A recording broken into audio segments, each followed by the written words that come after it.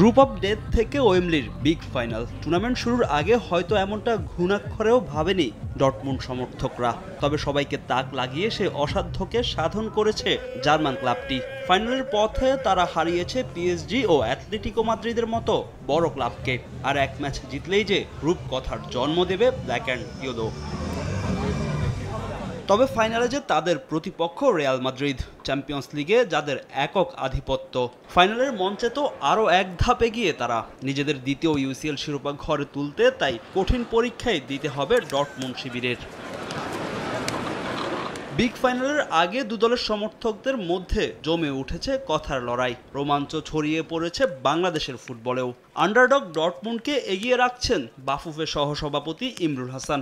আর ইতিহাস বিবেচনায় রিয়ালেই ভোট নারী দলের ইংলিশ কোচ পিটার বাটলারের। ডর্টমুন্ডের খেলা আমার ভালো লাগে, তো সহজে আমি এবার ডর্টমুন্ডকে সাপোর্ট করবো এবং আমি আশাবাদী যে এবার হয়তো ডর্টমুন্ড শিরোপা জিতে নেবে। If I'm being honest, I think Real Madrid are going to take some beating, but don't rule out Dortmund.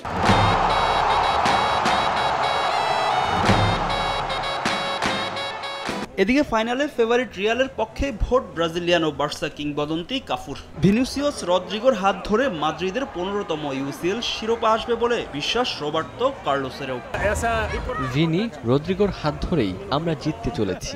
পুরো আসরে মাদ্রিদ অসাধারণ খেলেছে, তবে ডর্টমুন্ড কঠিন প্রতিপক্ষ। লড়াইটা দারুণ উপভোগ্য হতে চলেছে।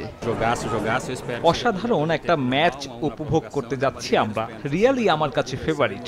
90 মিনিট পর্যন্ত ফলাফল 2-2 থাকবে। অতিরিক্ত সময় শেষে টাই ব্রেকারে ম্যাচটা মাদ্রিদ জিতে নিবে।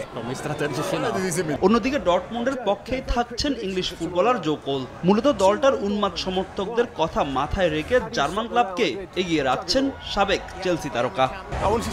ডর্টমুন্ডের সমর্থকদের জন্যই তাদের ম্যাচটা জেতা উচিত। পুরো আসরে তারা দুর্দান্ত খেলেছে। রিয়ালকে 2-1 গোলে হারিয়েই শিরোপা জিতবে তারা। যদিও ফাইনালে রিয়াল পাচ্ছেন নিজেদের দুই সাবেক কিংবদন্তি কাকা ও গ্যারেথ বেলদের, যদিও ডর্টমুন্ডকে এগিয়ে রেখেছেন আর্জেন্টাইন ফুটবলার মাসচেরানো। ফাহিম ইসলাম, সময় সংবাদ।